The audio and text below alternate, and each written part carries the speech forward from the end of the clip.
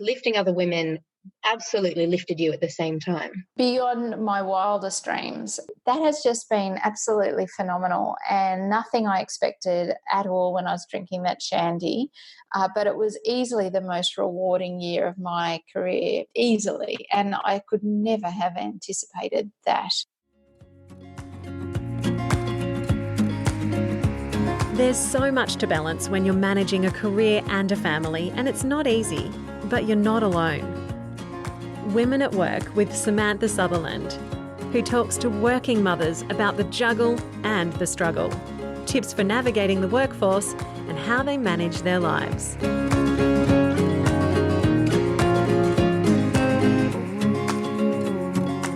Today I'm interviewing Dr. Kirsten Ferguson. She's an Australian company director who began her career as a military officer, then went on to become the CEO of a successful global consulting business. Kirsten has a PhD in leadership and governance. She's been named one of Australia's 100 Women of Influence, is a Sir Winston Churchill Fellow, and was recognised by Women in Leadership Australia with an award for excellence in women's leadership. I actually came across Kirsten, though, when I read her book, Womankind, that she co-wrote with Catherine Fox, about the Celebrating Women movement that Kirsten started in 2017. This is such an interesting and rich conversation, and I really hope you enjoy it. Thank you so much for joining me on the show. As I said in my introduction to you when I contacted you online, I read your book, Womankind, in my feminist book club and absolutely loved it. I wanted to reach out to ask you to join the podcast. So I'm so excited that you're here. Thank you so much for joining me. Oh, thank you. Well, I'm excited to be here. And I'm even more excited that you enjoyed Womankind and that you're part of something called a feminist book club. Where do I sign up? That sounds fantastic. It is really fun. Every month we pick a topic and then have a book and a movie and a podcast that are on the theme of that month. You cover all the bases. Yeah. So, of course, when I curated it, I made everybody listen to my podcast. Well, of course. So I thought we could start with talking about the Celebrating Women movement that you started.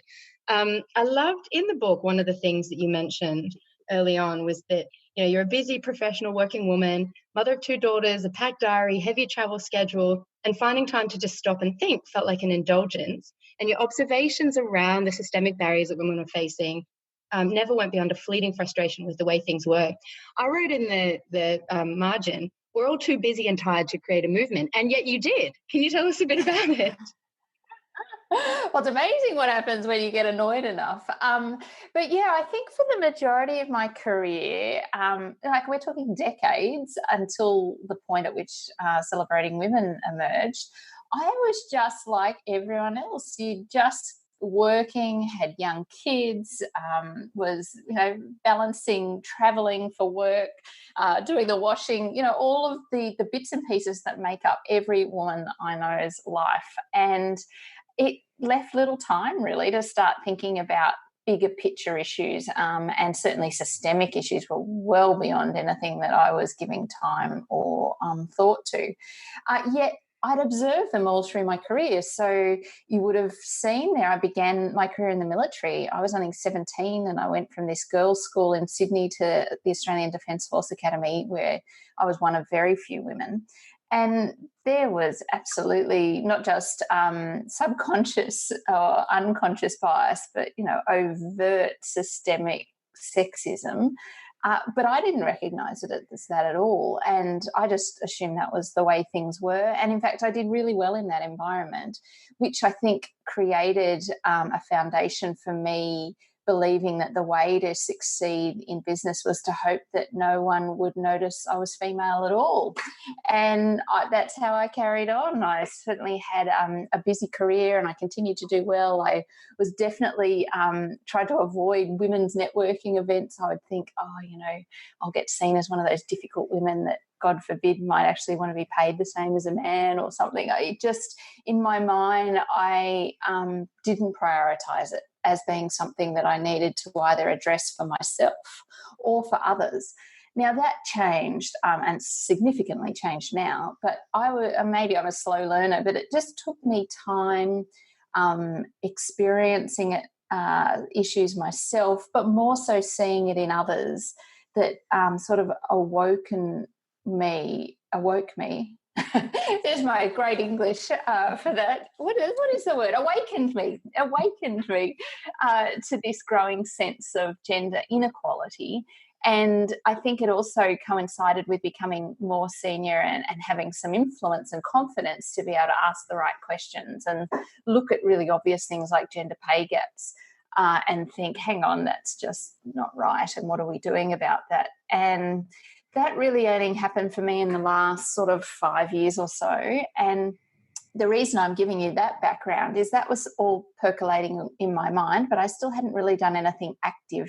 I was on Twitter. I was tentatively sharing, tweets I might see from people around gender equality, but I really wasn't trying to draw any attention to myself around that issue.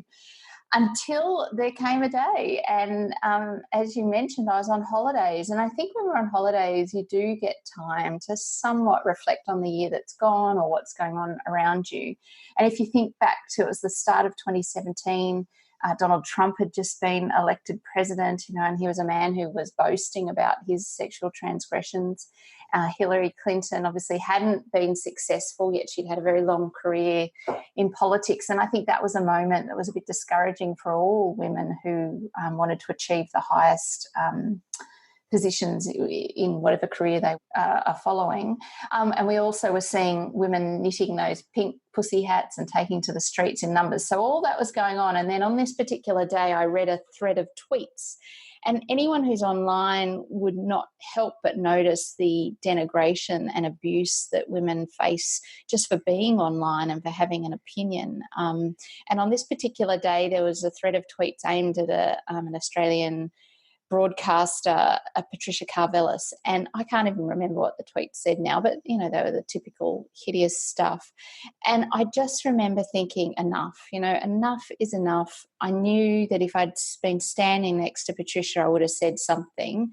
I certainly wouldn't have ignored it. And, in some cases, I might have called the police. But online, it's so much more challenging. And I guess I thought I could continue to be a bystander, or I could try somehow to turn what is a traditionally unsafe environment for women into something just that bit more positive. Yeah, I love that, because you're absolutely right. The way that we respond to stuff, if it's in real life and if it's online, it feels quite different. Like it's really, first of all, a lot of times it's anonymous, but then also, even though obviously it feels totally threatening if you're the one being trolled, but actually if you go to the police, I don't know if they could even really do anything about that until it actually turns into something offline. So you feel a bit powerless in the face of it. Yeah, I think you do. And there are different things you can do, but they have varying levels of success. And it's just a really challenging issue, particularly for high profile women, for women in media, where being on Twitter, for example, or any social media platform is just part of their workplace. And so I just remember thinking, this is not right. It's far from right, and it's still an issue.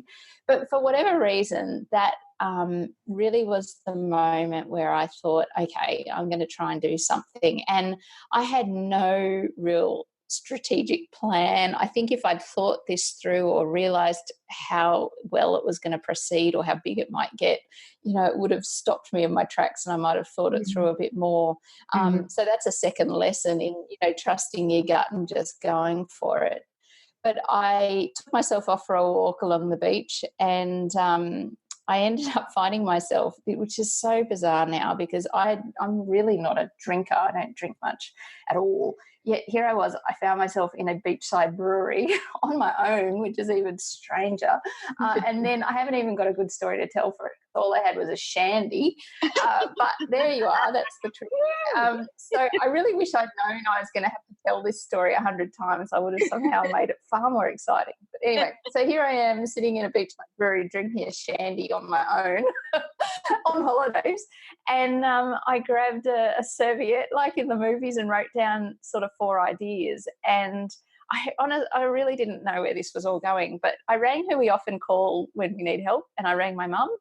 And I asked her 4 questions, and they were based on these 4 things on the back of the napkin. And those 4 questions I never changed. So they became the whole foundation for Celebrating Women. And the 4 questions, which, you know, whoever's listening today might like to think about how they'd answer them, because I told everyone who thought about being involved, oh, it's really easy, but it's not really. Some of the questions are actually quite challenging, because the first is, how would you describe what it is you do without using a position title?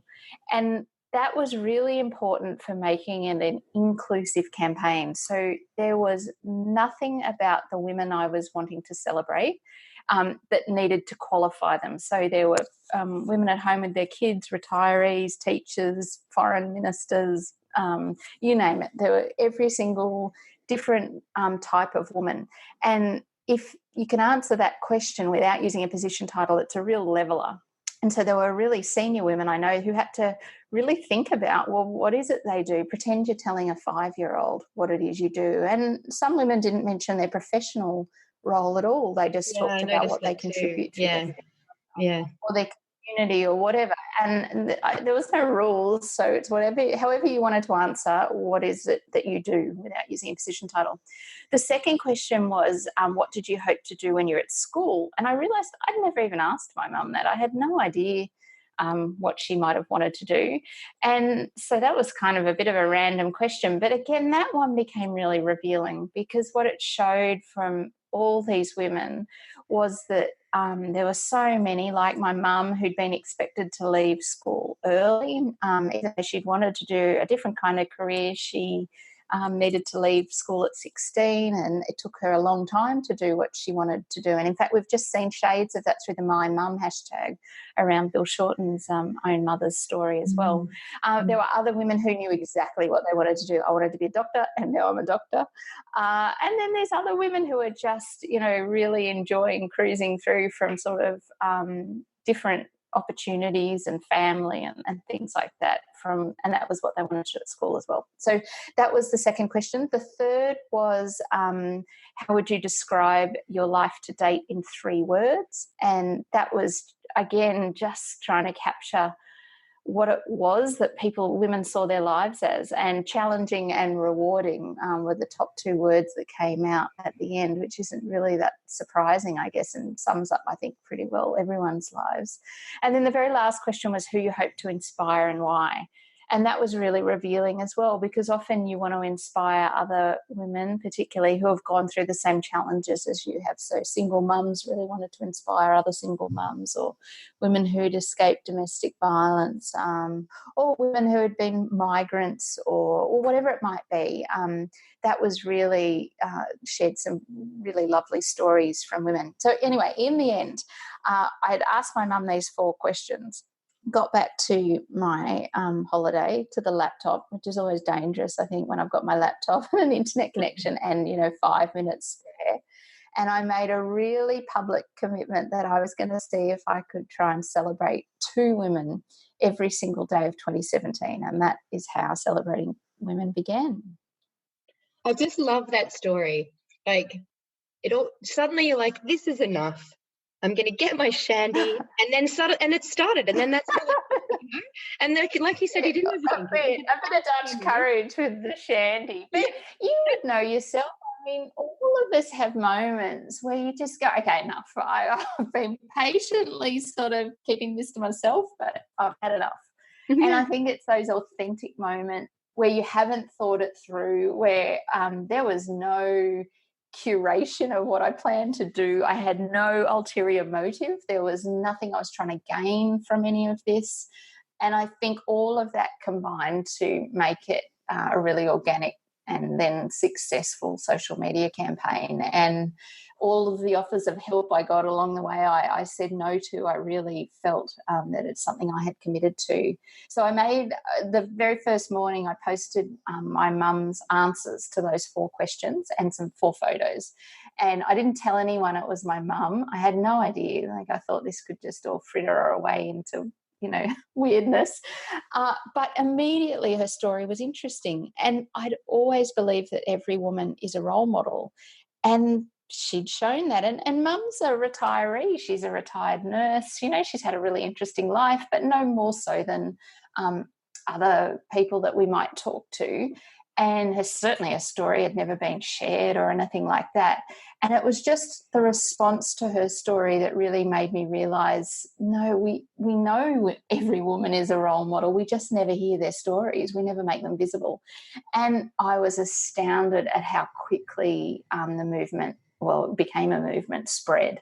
And it was because I think women were prepared to trust me, because I was sharing, personal answers on a pretty unsafe platform. And for photos that were generally always sort of private photos that hadn't been seen before.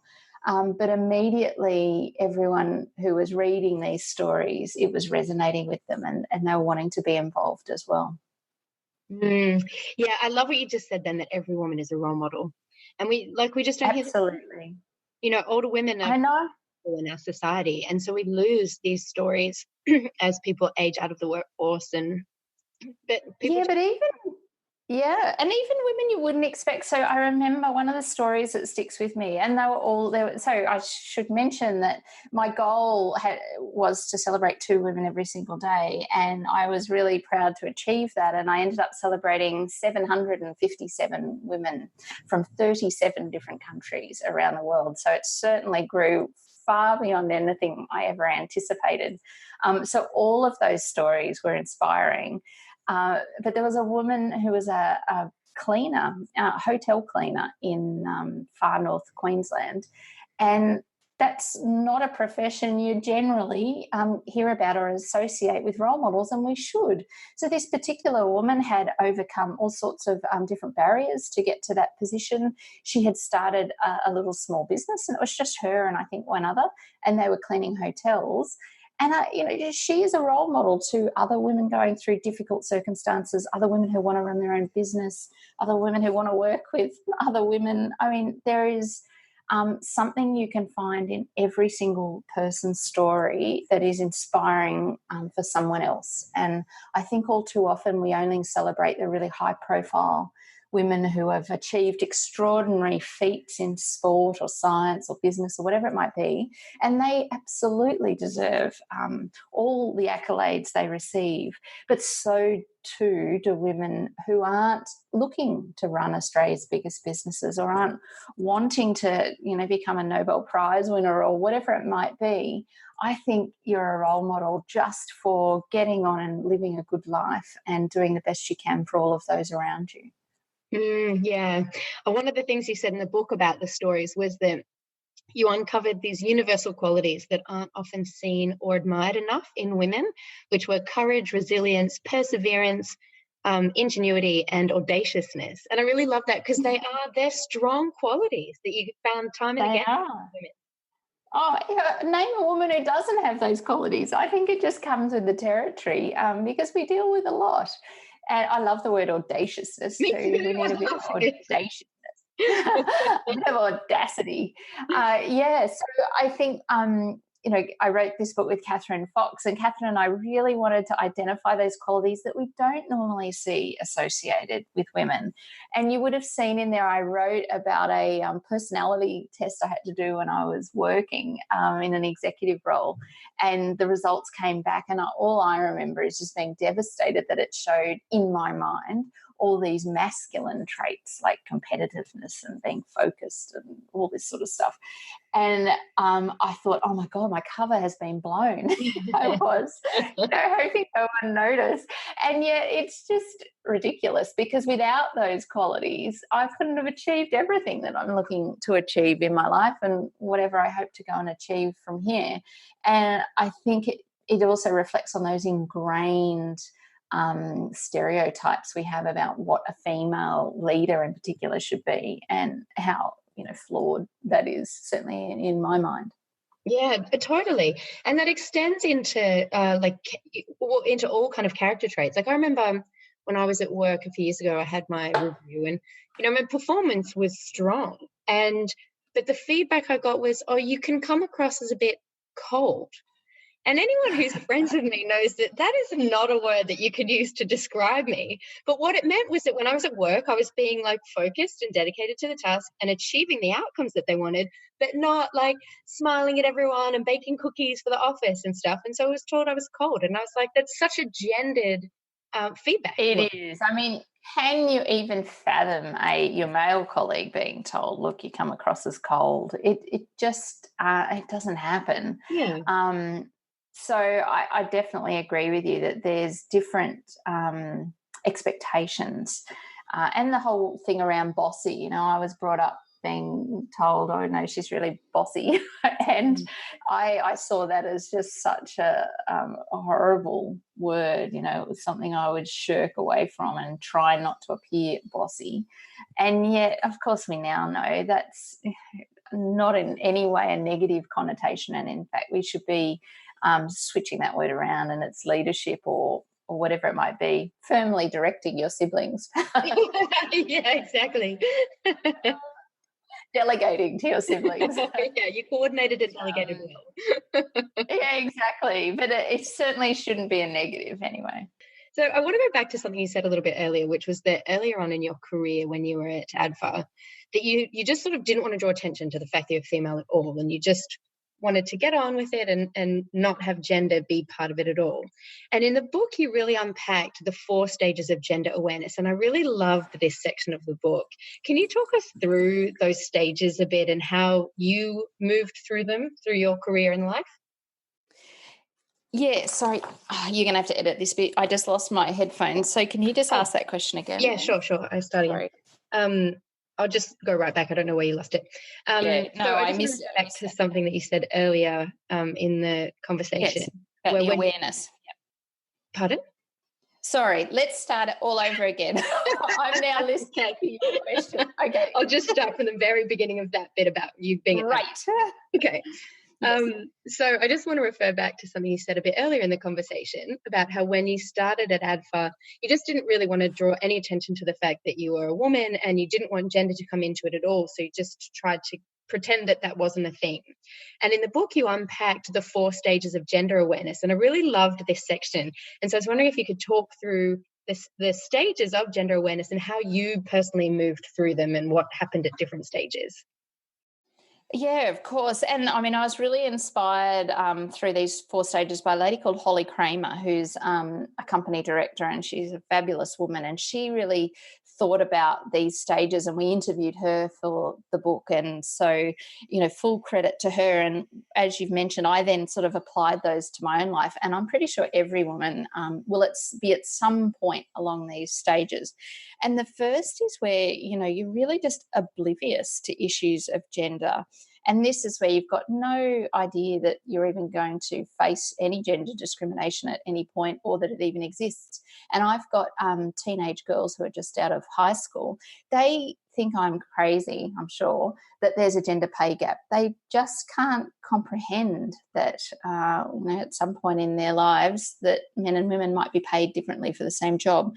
And that's because they've obviously not been in the workforce yet, and they haven't had to face these issues, but they are genuinely quite oblivious to these kinds of issues.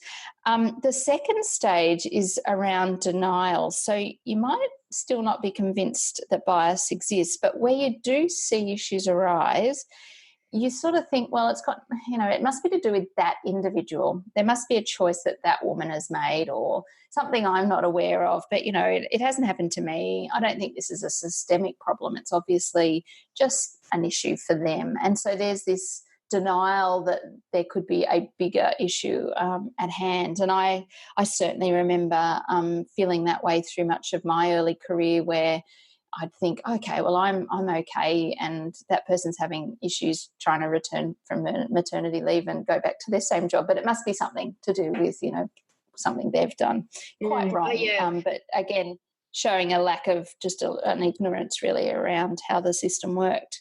The next stage is around awakening, where you really do start to see real undeniable barriers confronting whether yourself or other women. And that might be where you're at work and you're invited into the leadership team, but you're not really given a full seat at the table, or you're in a meeting and you're making contributions, but you notice that it's not until the man says the same thing that everyone nods along. And they're that stage where you're going, hang on a second, that's just not right. I'm not quite sure what to do about it. And I know in this stage, if I noticed it happening to other women, I was actually quite good at speaking up on their behalf, but I was pretty bad at speaking up for myself. So it's just a stage where you really are starting to click that there's more to this than meets the eye. And then the last stage is really one of advocacy. And I think we all probably come to that in different ways and in different levels of comfort. But I think that's a period where you're saying, actually, gender discrimination does exist. There is inequality here. And I really want to understand why and what we're going to do to fix it. And you recognise that it's the system that needs changing, not women. And I think it also helps when you have a level of seniority or you've got the ability to actually ask questions and a sense of responsibility, I guess, to do things and make a difference for other women. And that was the point at which I found myself that day on the beach. Yeah, when you've recognised it and you have a platform and you want to do something about it. Yeah, but it doesn't, I mean, there are other women I see who are advocating and they are not in that position. So I think it really depends on how, I can't believe I'm going to use this word, woke you are. I was slow to opening my eyes to what was going on. And that's because of the career I'd had and the very natural tendency to want to get on in some of those difficult male-dominated environments in which I worked. Other women I know have been onto this since university. They have been advocating for women and women's rights since then. So we'll all have different sort of speeds through which we come to this understanding. And my view is that there is no right or wrong answer. For my daughters who don't understand that this is an issue that they will undoubtedly confront, I completely empathise with why that's not sort of a priority for them now, and that's okay. And it's as being women there for other women when they do come to realise that there's a challenge, supporting women as much as we can at every stage. So one of the things you've said there a couple of times, which I also had noted down as something I want to ask you about, is you talk a few times about seniority, and once you get senior enough, then you have this platform from which you can advocate. And you also quoted Jennifer Palmieri, who's the former White House communications director under the Obama administration. She said it's when you get lots of women in leadership positions that real change happens. But my question is, in fact, about the women that you just referred to, which is, so once you're senior, you do have a platform which you can advocate from. But what about women who are not in senior positions, in corporate, if they're like middle management or even just in entry-level positions, who want to have a voice and enact change? How can they go about doing that? Gather your girlfriends. Collective action is actually incredibly powerful, and we've seen that with Me Too and Time's Up. Even if you think about the BBC pay issues that they've had there over the last few years, that was one woman initially starting and resigning from her role and pointing out that she was being paid so significantly less than her male colleagues. But there was then many, many women all getting together and talking about those issues, and then men joining them as champions as well. So I think there is a huge amount of power in women working together, and that's one of the themes of the book, is women supporting women, and we're seeing it more and more. And I think we've done it through history. If you think back to the suffragettes and so many other different movements, women are very good at sort of harnessing the power of collective action.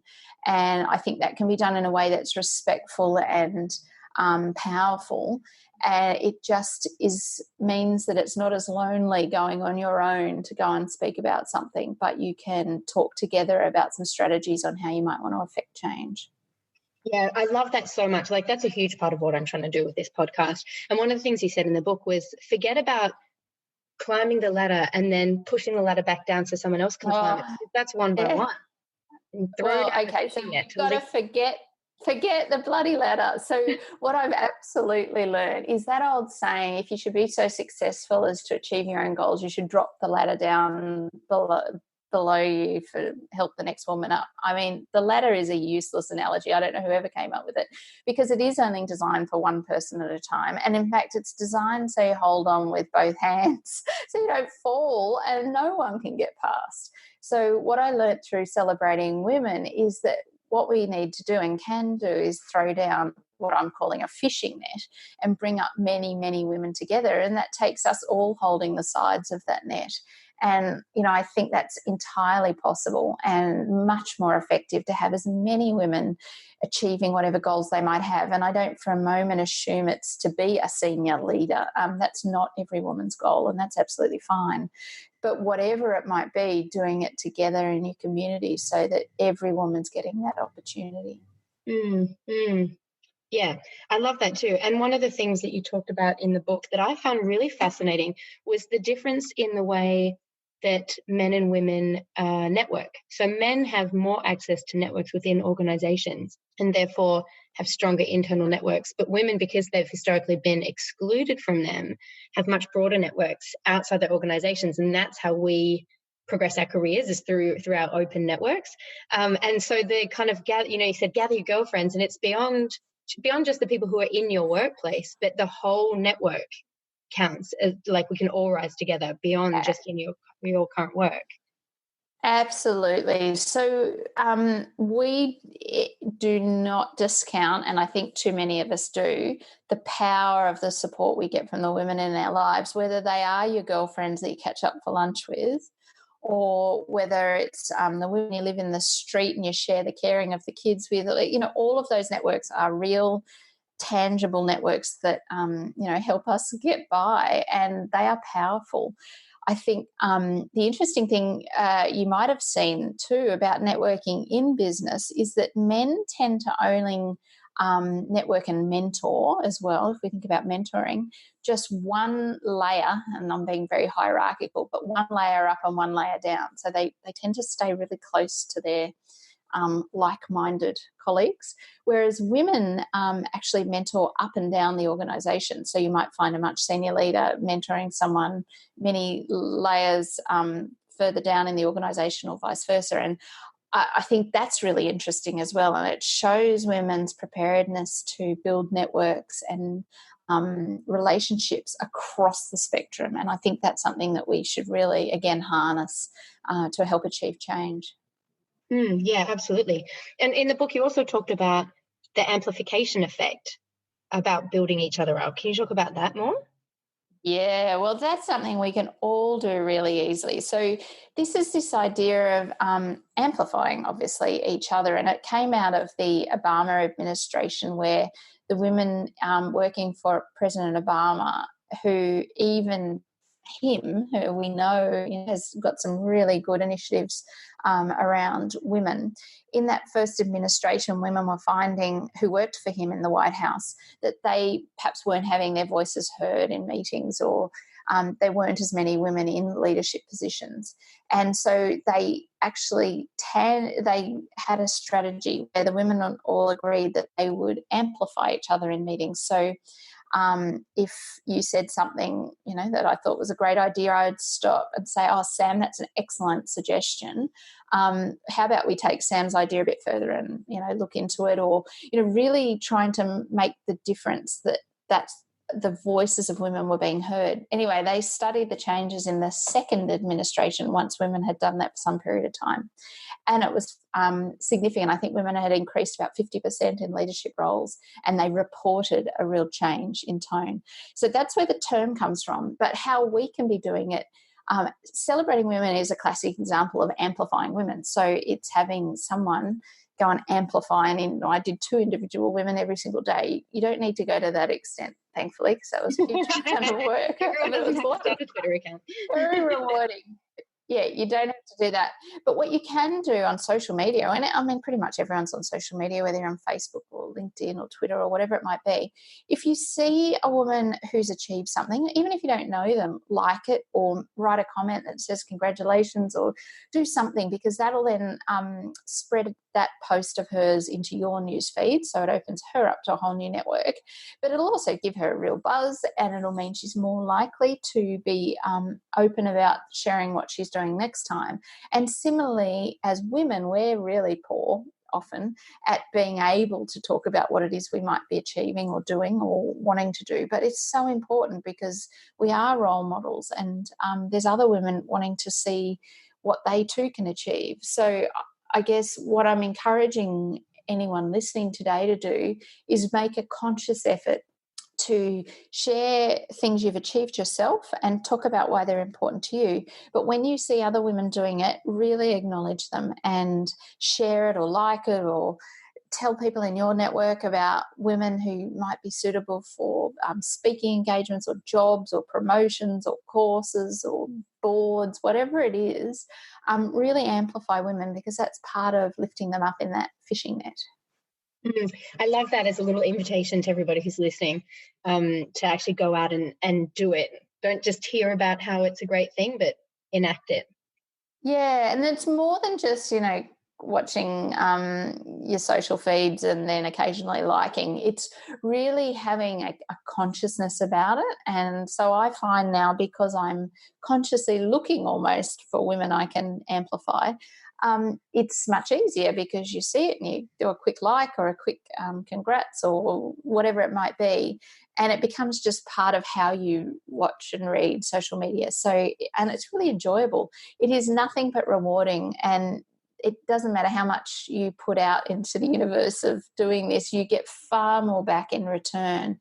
That shouldn't be why you do it, but it feels really good. So give it a go. Yeah, and I think that was one of the impacts for you of Celebrating Women, wasn't it? Where you started, you weren't trying to get anything out of this, and it really exploded. Like, lifting other women absolutely lifted you at the same time. Beyond my wildest dreams, and I definitely did not seek anything, and have not.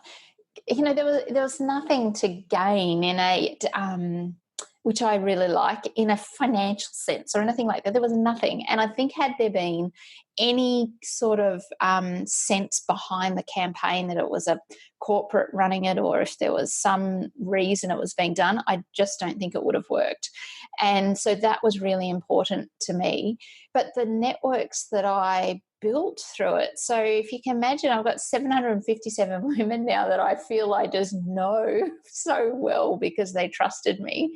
And then Absolutely. That has opened up so many doors and to so many of their colleagues, their networks. And it's all so warm and positive, and, you can't go wrong when you're really kind to people and want to do nice things for people and do it well. So that has just been absolutely phenomenal, and nothing I expected at all when I was drinking that shandy. But it was easily the most rewarding year of my career, easily, and I could never have anticipated that. And it's still going. And, the joy I got to be able to then write about it, that was totally unexpected and fabulous, and an opportunity I was just so thrilled for. And to now still be talking about it, 2 years on, is means it really has, I think, made something of a difference. And that was all my goal was just to try and make a little bit of a difference to that for women, the women that I was able to amplify, but also on social media. And sorry, one thing I should mention is one of my fears had been that trolls would discover this campaign, and that I would be targeted, but more particularly that the women I was sharing their stories, that they would be targeted. So what was absolutely phenomenal is that there was no trolls for an entire year of this campaign. That got a massive amount of coverage. There was just nothing. And Twitter, I ended up doing an event with Jack Dorsey, who founded Twitter, or is the creator of Twitter. And, I asked him why he thought that was, and he thinks it's because there's so few just purely positive campaigns.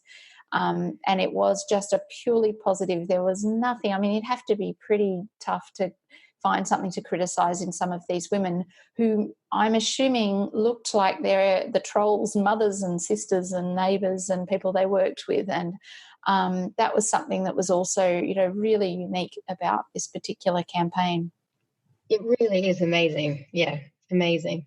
And I just want to finish the bit about connecting with a couple of stats that you had in the quote, which I just found really fascinating. So, you're talking about the impact on your career and of lifting other women up and just what a huge impact it's had. But also they measured the difference for women who had been to it's called the Conference for Women. And a year after this conference where women connected with other women and were part of this collective group, the likelihood of receiving a promotion had doubled, and 78% of the women attending felt more optimistic after the conference. So it actually, connecting with other women, having a network, realizing you're not alone. That was another thing that you said that I really loved, is that a lot of this is about you're not alone. We're all to be celebrated and we all face challenges, but you're not alone in that. Yeah, and how good's that? When you just sort of, that dawns on you, it's reassuring. And I think it gives you a spring in your step. And it can be lonely for some women when you're the only woman in the room in meetings, or you're one of only a handful in your organisation.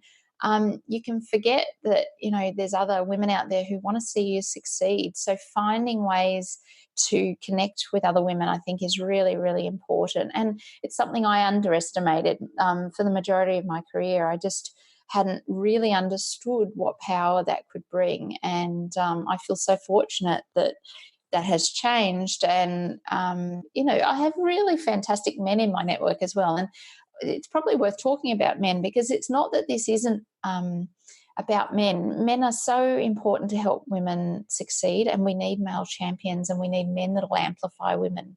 And men were an important part of the campaign, not because they participated in it, or if in fact it had anything to do with them, but through providing the silence from their end to give us the voice.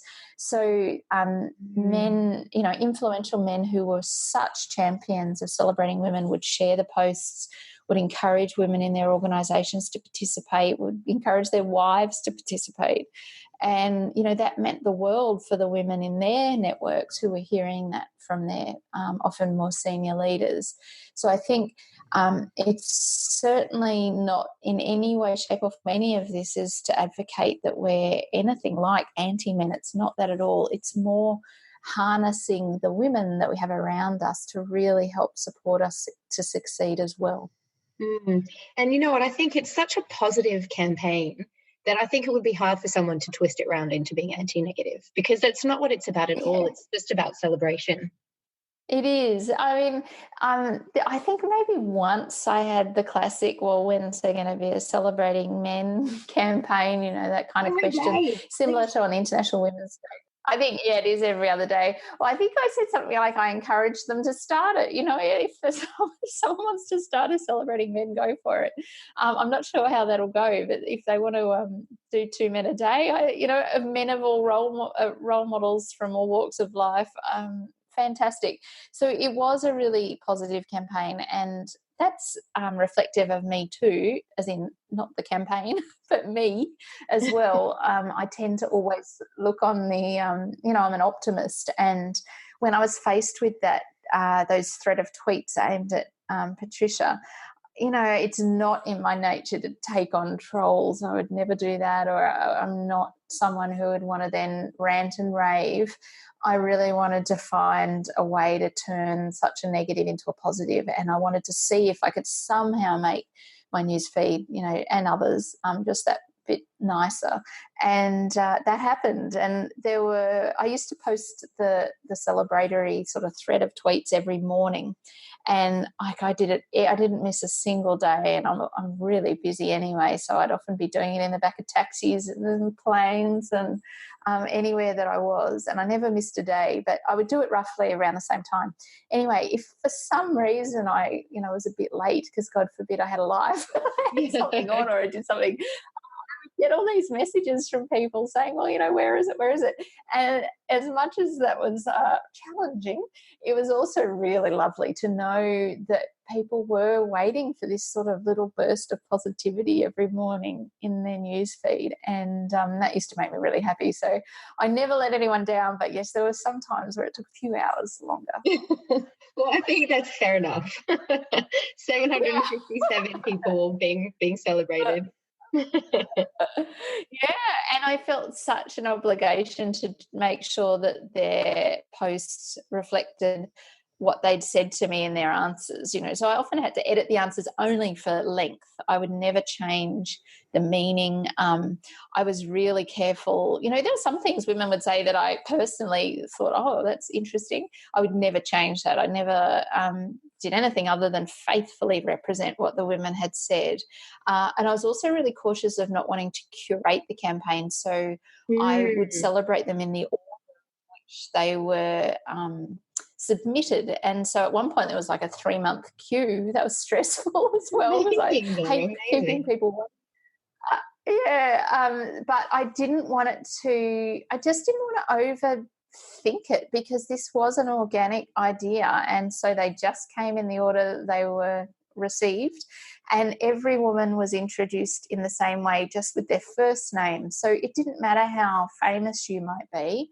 I would celebrate them by saying, this is whoever, and on the second profile might be someone who, you know, was a house painter, and they were introduced in the same way. And so I think, again, that made it very inclusive.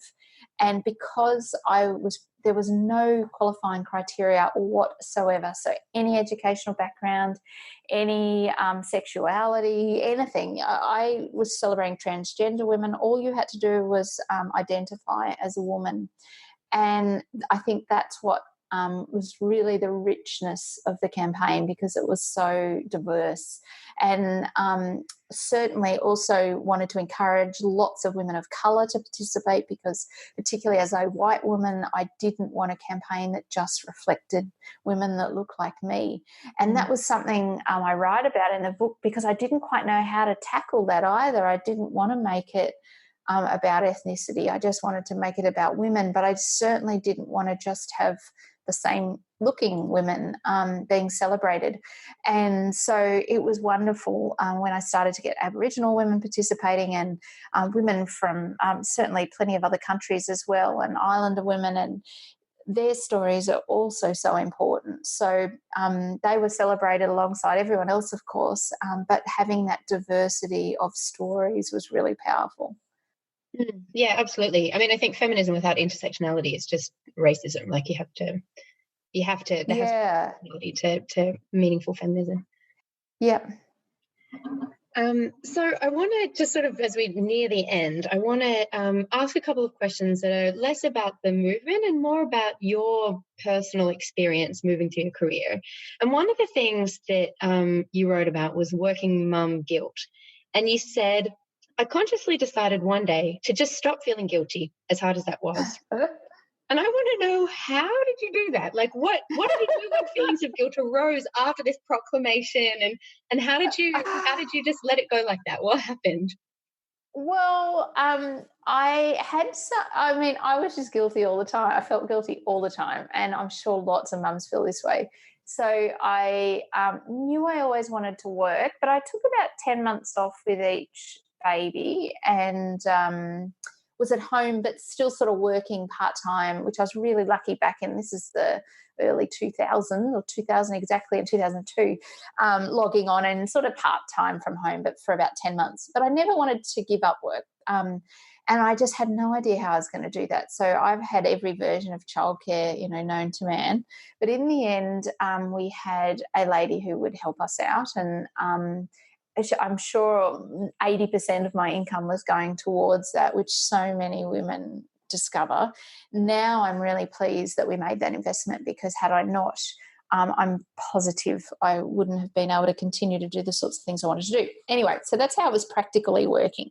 But I constantly felt guilty that I wasn't with the kids. There was someone else with the kids, or when I was at work that I was thinking about the kids, so I wasn't focused on work. And my poor husband was sort of third in there somewhere. It was just it was all the time. There's a hierarchy. I'm sorry, you've been pushed down.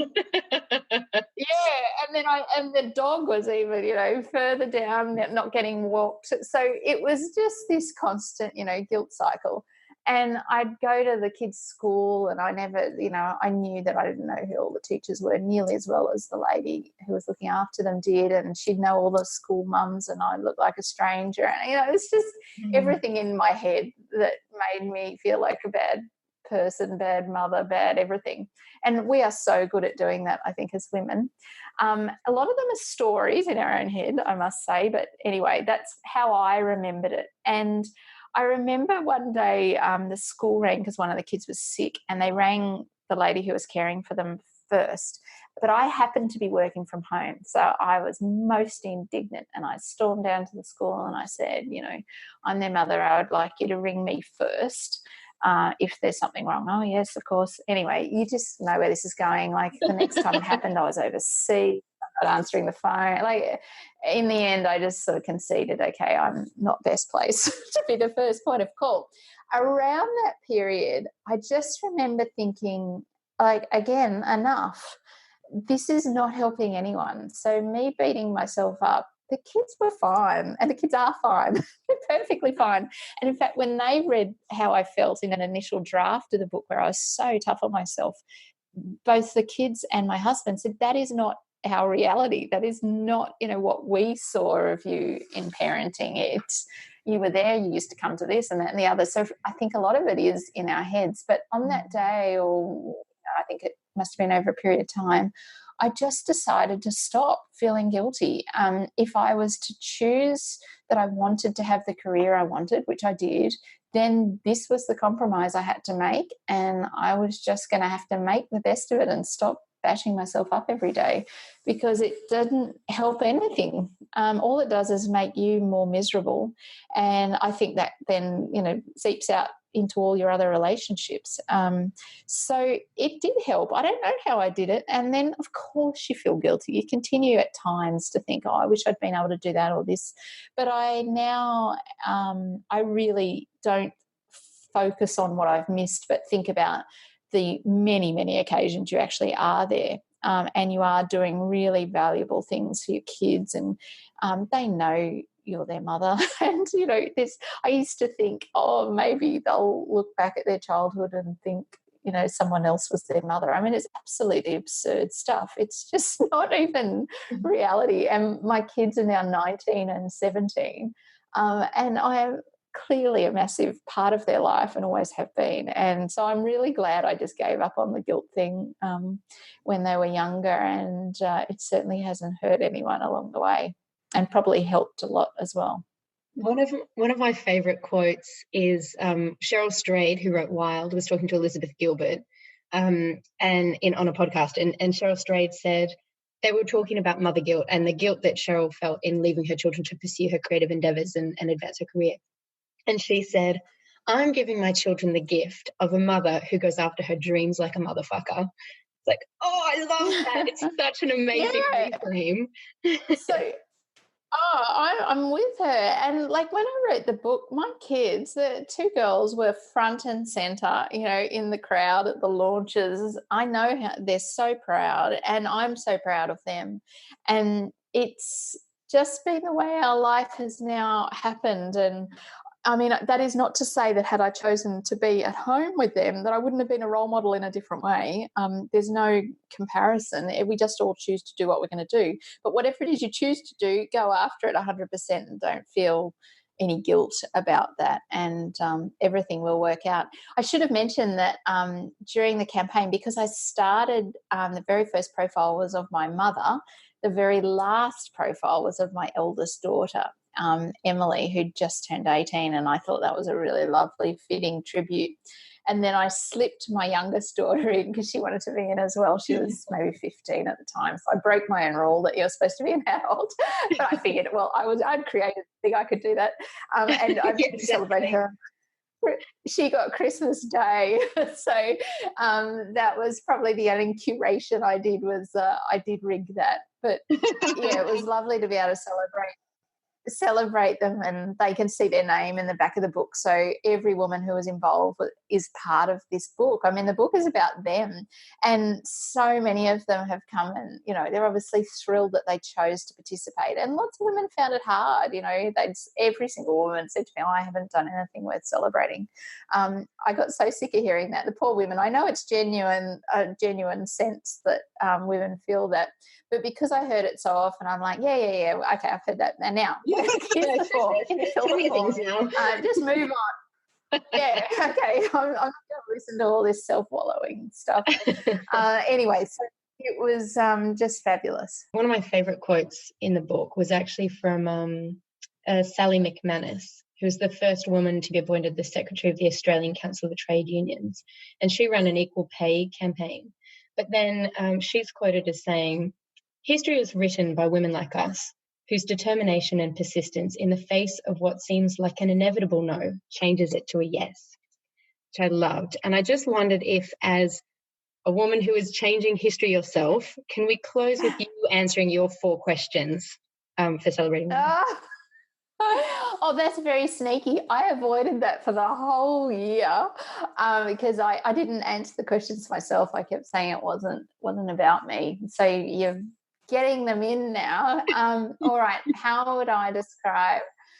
See, it's hard. I would describe what I do as trying to make a positive impact on the people around me, and that's all I would have tweeted if I'd done it. But what it means is, I sit on boards, so I try and have a positive impact on the organisations I'm involved with and the people and the leaders, but also on my children and my friends and family and anyone I try and anyone I'm in contact with. So that's what I do. What I wanted to do at school, I wanted to be a lawyer. And then I have ended up going and doing a law degree. So but I don't practice as a lawyer. So it was a bit of a twist. I was typical of many women who have gone sort of all over the place. 3 words to describe my life to date. Optimistic, fun, and rewarding. You can really see all the optimism in me. And then who I hope to inspire and why. I hope to inspire every woman who is listening to know that they are a role model and that they are worth celebrating. I really hope you enjoyed that conversation that I had with Kirsten. I loved chatting with her, and I really hope you liked it as well. As she offered the invitation out to people to go out there and help celebrate women, I would love it if you would share this with your friends, give it a review on iTunes, and just help spread the word about this amazing movement that she started. Also, if you're interested at all in some of the coaching that I do with women who work in corporate jobs, please head on over to my website, samanthasutherland.com.au, and you can find all the information there. Hear from you soon.